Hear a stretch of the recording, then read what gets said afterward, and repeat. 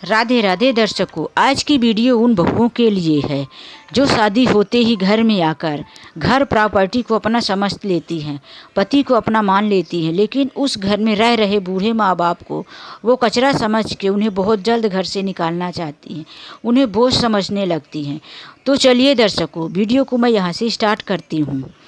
सरस्वती जी घर के बाहर एक टूटी सी खाट में पड़ी थी।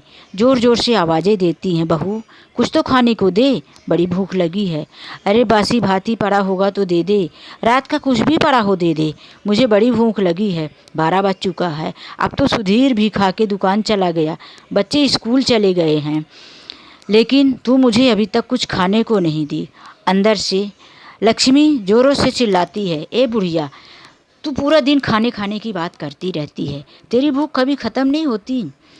चिल्लाते हुए वो घर से निकलती है। उसके हाथ में एक कटोरे में बासी भात और नमक रहता है। कहती है, ले खा, मैं सोची थी थोड़ा टाइम के बाद तुझे यही भात दे दूंगी, लेकिन तू चिल्लाए जा रही है, दूसरे काम भी नहीं करने देती, बर्तन धोने को पड़ा है। इस तरह से वो बासी भात पटक कर चली जाती है। सरस्वती जी भात पाकर जल्दी जल्दी नमक को चावल के साथ मिलाने लगती हैं और बड़े बड़े निवाले मुंह में डालती हैं। 2-3 निवाले ही डाले थे कि उनको हिचकी आने लगती है। तभी वो हिचकी खाते हुए फिर से बोलती हैं, अरे ए लक्ष्मी, पानी तो दे, गले में फंस गया। फिर लक्ष्मी चिल्लाती है, अरे बुढ़िया, तू कब मरेगी, पानी भी लेके नहीं बैठती, तेरा कितना बोझ है मेरे ऊपर, तेरी कितनी सेवा करनी पड़ती है। और इधर उनको लगता है कि मैं घर का कोई काम ही नहीं करती। वही एक गंदा सा लोटा वहीं पड़ा रहता है, लाकर पानी पटकती है। उसके पटकने से थोड़ा पानी नीचे गिर जाता है। सरस्वती जी जल्दी से दोनों हाथों से पानी उठाकर गट गट करके पीने लगती हैं। उन्हें थोड़ा सा भात और पानी खाकर उनके मन को थोड़ा तृप्ति मिलती है कि चलो भूख तो शांत हुई। फिर वो वहीं पर धूप में पड़ी हुई खाट में एक पेड़ के नीचे सो जाती हैं।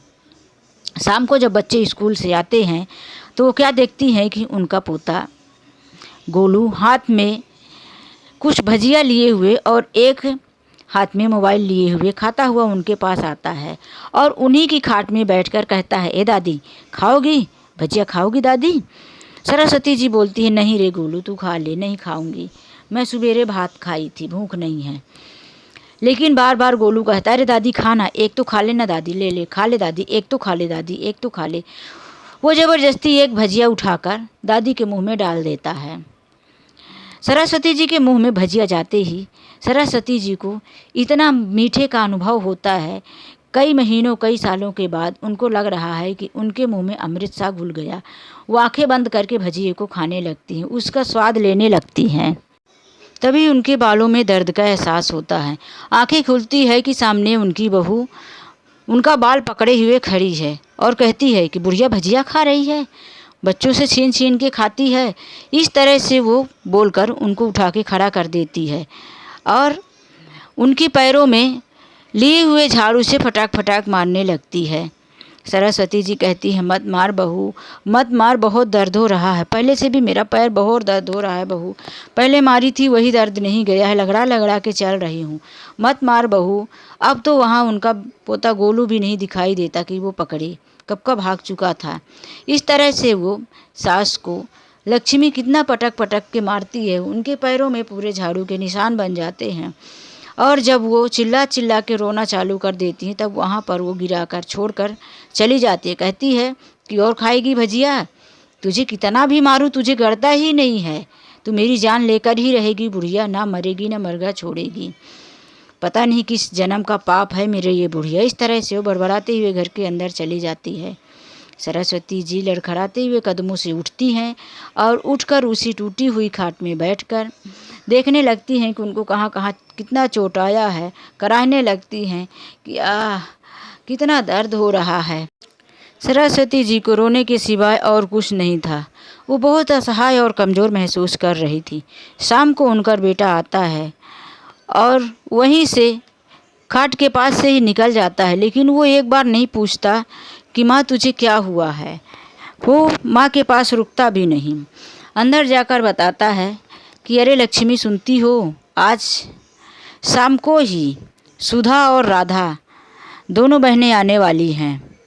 इतना सुनकर लक्ष्मी के तेवर तो बदल ही जाते हैं। वो सोचती हैं कि इसकी बेटी भी कम बोझ नहीं है, ब्याह दी गई है, अपने अपने घर में है, पर पता नहीं इनको मेरे ही घर पे आने की पड़ी रहती है। जब देखो मुंह उठाए चली जाती हैं, जब देखो मुंह उठाए चली आती हैं। इस तरह से वो बड़बड़ाने लगती है। उसकी आवाज़ सुनकर सरस्वती जी को थोड़ी सी राहत मिलती है कि चलो मेरी दोनों बेटियां तो आने वाली हैं। क्योंकि जब सरस्वती जी की दोनों बेटियां आती थीं, उस टाइम पर ही बहू अपनी दोनों नंदों के सामने ऐसे व्यवहार करती थी जैसे कि वो अपनी सास की कितनी सेवा कर रही हो। खाने पीने का जो नंदों को देती थी वही सास को भी देना पड़ता था उसे, उसकी मजबूरी थी। सुधीर कहता है कि सब तैयारी कर लो जल्दी, 7 बजे की गाड़ी से आने वाली हैं। लक्ष्मी कहती है कि करना ही पड़ेगा ना।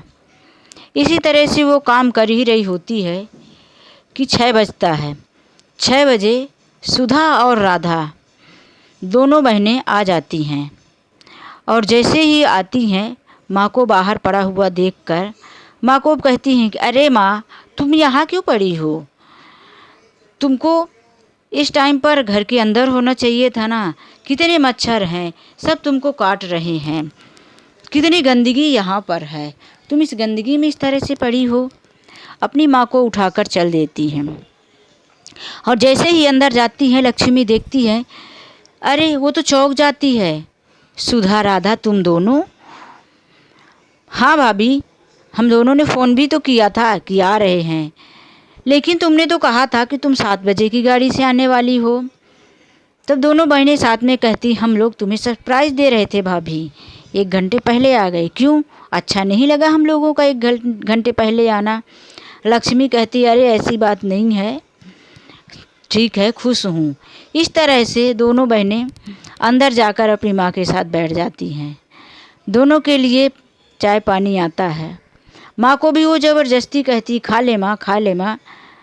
माँ लक्ष्मी की तरफ देखती है, उसकी हिम्मत नहीं होती कि अब खा लूँ, क्योंकि सुबह ही उसने जो मार खाया था वो अभी तक उसका दर्द गया नहीं था। इस तरह से वो डरते हुए एक हाथ निवाला मुँह में डालती है। फिर दोनों बहनें के लिए खाने वाने की व्यवस्था होने के बाद एक कमरे में सोने को दे दिया जाता है। दोनों बहनें कमरे में सो रही होती हैं।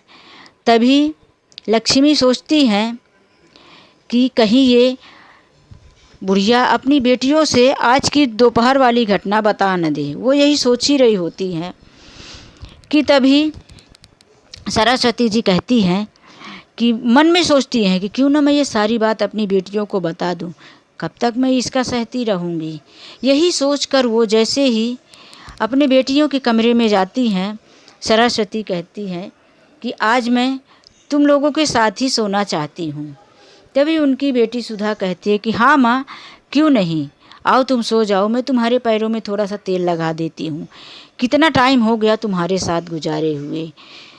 और अपने माँ को उसी बेड में लिटा लेती हैं और जैसे ही माँ के पैरों में तेल लगाने लगती है तो देखती है कि माँ के पैरों में इतने सारे निशान बने हुए हैं। पूछती है कि माँ, ये तुम्हारे पैरों में निशान कैसा बना है? सरस्वती जी तो पूरी बात बताने ही गई थी कि पैरों के निशान देखकर उन्हें फिर से डर लग जाता है कि ये दोनों बेटियाँ कितने दिन की मेहमान हैं, ये तो चली जाएंगी, फिर मेरे साथ क्या होगा वो मुझे ही पता है। तब वो कहती है कि अरे नहीं, कुछ नहीं, ये तो इस उम्र में दवाइयों का कोई असर हो सकता है, पैरों में किसी दवाई ने मुझे नुकसान किया होगा, और वो बताती नहीं है। इस तरह से उनकी बेटी उनके पैरों में तेल लगाकर मालिश करती है। मालिश करते करते ही सरस्वती जी को बहुत आराम मिलता है, क्योंकि सुबह का दर्द उनके पैरों से अभी तक गया नहीं था, और वो वहाँ पर गहरी नींद में सो जाती हैं। दोनों बेटियाँ भी सो जाती हैं। तभी उनकी बहू लक्ष्मी कमरे में जाती है और सरस्वती जी को उठा कर ले आती है और किचन में लाकर कहती है कि सुन बुढ़िया, तू बेटियों के पास घुस के सोई तो है, लेकिन अगर तुमने कुछ बताया अपनी बेटियों को तो मैं तेरा इससे भी बुरा हाल करूँगी। तेरी बेटियाँ तेरे साथ ज़्यादा दिन नहीं रहने वाली हैं। सरस्वती जी सीधे ऐसे सिर नीचे किए हुए उसकी बात सुन लेती हैं और वापस से आकर सो जाती हैं। वो कुछ जवाब नहीं देती और इस तरह से उनकी हिम्मत नहीं हो पाती कि वो अपनी बेटियों को कुछ बताएं। दूसरे दिन सुबह होते ही उनकी दोनों बेटियां चाय पीते पीते कहती हैं कि हम ऐसे ही नहीं आए हैं दोनों बहनें एक साथ में, अब कुछ काम बाकी है वो करना है। भैया तुम दुकान जाने से पहले सुनो, हमारे नाम पर जो पापा ने हमारा प्रॉपर्टी में नाम चढ़वाया था, तो हम दोनों बहनें ने अब ये निश्चय किया है कि वो नाम अब हम लोग कटवा दें, क्योंकि अब तुम अकेले ही, जब तुम माँ बाप की इतनी सेवा किए, पापा की सेवा किए, अब तुम और भाभी मिलकर माँ की इतनी सेवा कर रहे हो, तो हम बहनों का भी फ़र्ज़ बनता है कि जो प्रॉपर्टी में हमारा नाम है तो कटवा दे, तुम अपने तरीके से प्रॉपर्टी को ले लो। इतनी बातें सुनकर पास में खड़ी लक्ष्मी भाभी खुश हो जाती है और अपने पति सुधीर की तरफ देखने लगती है और सुधीर भी अपनी पत्नी लक्ष्मी की तरफ देखता है। दोनों एक दूसरे की तरफ देखकर हंस देते हैं। तभी दोनों बहनें कहती हैं कि भैया ये काम बहुत जल्दी करना है, क्योंकि हम लोग अपने बच्चे और घर में भी काम छोड़ के ही आए हैं, इसी काम के लिए तो खास आए हैं। बस इतना कहकर वो दोनों बहनें कहती हैं भैया आप चलो दुकान और हम लोग वकील से बात कर लेंगे आज। इस तरह से सुधीर दुकान चला जाता है और जैसे ही 10-11 बजता है, दोनों बहनें कहती हैं कि भाभी मुझे कुछ खाने का मन हो रहा है, आप मेरे लिए पनीर का भजिया बनाइए मस्त। लक्ष्मी क्या करे, अब तो प्रॉपर्टी पाने वाली थी, तो जैसे भी हो खुशी मन या दुखी मन से जल्दी से भजिया बनाकर लाती है और कहती हाँ हाँ क्यों नहीं, तुम दोनों बहनें भजिया खाओ और मैं दोपहर के खाने का इंतज़ाम करती हूँ। तब वो दोनों बहनें कहती हैं कि अरे भाभी भजिया और बनाओ, माँ भी खाएगी, माँ को भी पनीर की भजिया बहुत पसंद है, इतने में कहाँ होने वाला है। तब बहू लक्ष्मी कहती है कि अरे तुम दोनों को पता नहीं है, माँ का हाजमा ठीक नहीं है, माँ को पनीर की भजिया नहीं पचती। तब दोनों बहनें कहती हैं क्यों नहीं पचती, ठीक है नहीं पचेगी तो डॉक्टर किस दिन काम आएगा, माँ भी पनीर की भजिया खाएगी। इस तरह से वो दोनों बहनें माँ को भी पनीर की भजिया खवाती हैं और फिर भजिया खाकर कहती हैं कि भाभी मैं हम दोनों बहनें मार्केट जा रहे, घूम के आएंगे, बहुत दिन हो गया यहाँ का मार्केट नहीं घूमे। इतना कहकर दोनों बहनें निकल जाती हैं। अब इधर लक्ष्मी को मौका मिल जाता है, आते ही वो सरस्वती जी की गर्दन दबोच लेती है और कहती है कि बुढ़िया पनीर की भजिया खाई है, तुझे सुबह की मार कल की भूल ही गई, अब इन दोनों को जाने दे, मैं तेरे मुंह से पनीर की भजिया निकालूंगी। और वो एक बड़ा सा पनीर का टुकड़ा लेकर आती है, उसमें बहुत ही ज़्यादा मिर्ची लगा देती है और कहती है कि तू पनीर खाई थी ना, भजिया खाई थी ना, ले अभी इसका भी स्वाद ले। सरस्वती जी अपने मुंह को ज़बरदस्ती पीछे हटाते हुए कहती है कि बहू एक बार तुमने मुझे ख़राब खाना खिलाया था तो मुझे बहुत तकलीफ़ हुई थी कई महीनों तक, तो इतना मिर्ची पाउडर मुंह में मेरे मत डाल, मुझे बड़ा दर्द होगा, बड़ा तकलीफ़ होगा, ये मैं खा के ज़िंदा नहीं रह पाऊँगी। तब लक्ष्मी कहती है कि बुढ़िया तू इस जन्म में मरने वाली नहीं है। सरस्वती जी कहती हैं कि भगवान पता नहीं कहाँ है, मुझे ले ले, मैं मर जाऊँ तो ही अच्छा है, मैं तेरे आतंक से बहुत परेशान हो गई हूँ, मैं नहीं खाऊंगी। तब लक्ष्मी कहती है कि बुढ़िया तुमने अपने बेटियों के सामने मना नहीं किया कि तुझे पनीर की भजिया नहीं पचती, तूने मेरी बात को काट दिया। सरस्वती जी कहती है मैंने थोड़ी ना कहा था बहू कि मुझे भजिया खिलाओ। तब वो कहती तुमने मना भी तो नहीं किया ना अपनी बेटियों के सामने। और वो उनकी गर्दन को पकड़कर अपनी तरफ खींचती है, वो टाइट से पीछे ले जा रही होती हैं, लेकिन वो बहू अपनी तरफ खींचती है और उनके मुंह में मिर्ची पाउडर से लगा हुआ पनीर का टुकड़ा जैसे ही डालने लगती है, पीछे से उनको दोनों बहनें आकर सरस्वती को पीछे करती हैं और भाभी को धक्का मार देती है, भाभी नीचे गिर जाती हैं। फिर उसमें से सुधा जो बड़ी बहन होती है वो उठाकर भाभी को पटापट दोनों हाथों से मारने लगती है और इधर राधा अपनी माँ को संभालते हुए ठीक से बैठाती है। दोनों बहनें अपनी भाभी पर झपट पड़ती हैं और कहती हैं कि भाभी बहुत हो गया तुम लोगों को माँ को परेशान करते हुए, तुम दोनों ने ये क्या किया, तुम्हारी ऐसी हरकतें देखकर ही तो लगता है अभी पुलिस को बुलाऊं। इस तरह से वो दोनों भाभी को 2-3 चमाट लगाती हैं और माँ को सीधे तरीके से बैठाकर फिर वो दोनों कहती हैं कि अब देखो मैं क्या करती हूँ। इतने में भाई भी आ जाता है। तब सुधीर घर में इतनी आवाज़ें और शोर शराबा सुनकर पूछता है कि क्या हो रहा है आखिर घर में। तभी लक्ष्मी कहती है कि देखो ये तुम्हारी बहनें मुझ पर हाथ उठा रही हैं, मुझे मार रही हैं, हम दोनों सास बहू के बातचीत में थोड़ी सी ये मुझे मार रही हैं, ये दोनों बहनें तुम्हारी जो जब छोटी थी तब मैं इस घर में ब्याह कराई थी, इन्हें मैं माँ की तरह पाली हूँ और आज ये मुझे मार रही हैं। क्या ये हमेशा अपनी माँ के पास रहने के आएंगी? इनका यही फ़र्ज़ बनता है कि माँ के बदले में भाभियों को हाथ उठाएं, भाभी को मारें। तभी सुधीर भी नाराज़ हो जाता और कहता है कि सुधा, राधा, तुम दोनों अपनी भाभी को मार रही हो, तुम दोनों को शर्म नहीं आती? शादी ब्याह हो गया है, पराई हो गई हो, फिर भी भाभी पर हाथ उठा रही हो, ये कहाँ का अत्याचार है?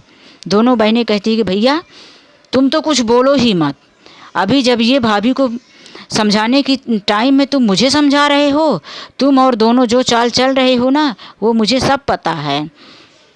तभी सुधीर कहता है कि बस अब तुम दोनों बोलने के कोई हकदार नहीं हो, तुम दोनों ने पेपर में साइन कर दिया है, प्रॉपर्टी मेरे नाम कर दी है, अब तुम दोनों को यहाँ आने की ज़रूरत नहीं है।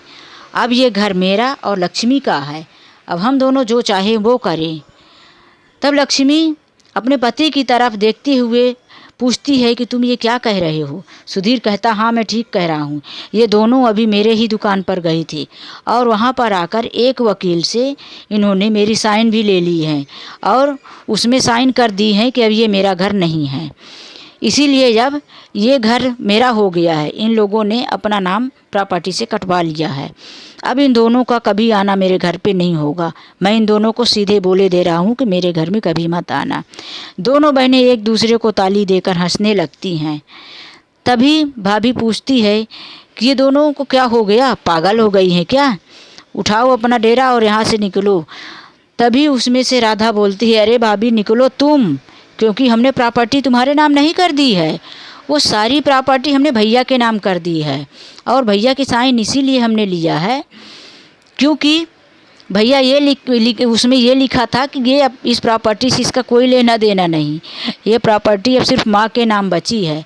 अब तुम दोनों अपना सामान उठाओ और यहाँ से निकलो। इस तरह से सुधीर अपनी पत्नी की तरफ देखता है, दोनों एक दूसरे की तरफ। तभी दूसरी बहन बोलती है कि हाँ भाभी, ये सब काम मैं घर में करती ना तो मुझे पता है कि तुम बड़ी चालाक हो, करने नहीं देती, इसीलिए मैं दुकान में जाकर की।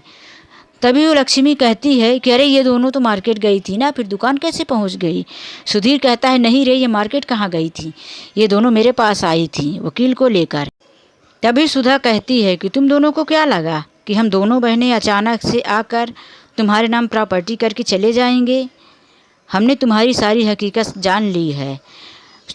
कल सुबह जब तुम माँ को पीट रही थी तभी मुझे पता चल गया था।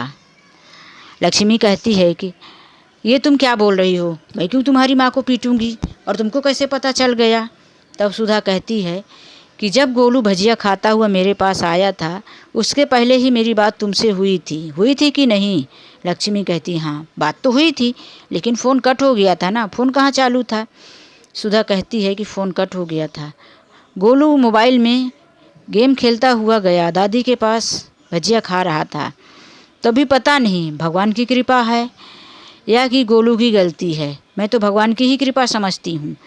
गोलू ने फ़ोन टच कर दिया था, उसमें से मेरा कॉल लग गया था और जब तुम चिल्लाती हुई पास में गई तो गोलू वहीं पर मोबाइल छोड़कर भाग गया और तुम जिस तरह से माँ को पीट रही थी, डांट रही थी, वो सारी बातें मुझे चालू फ़ोन से सुनाई दे रही थी।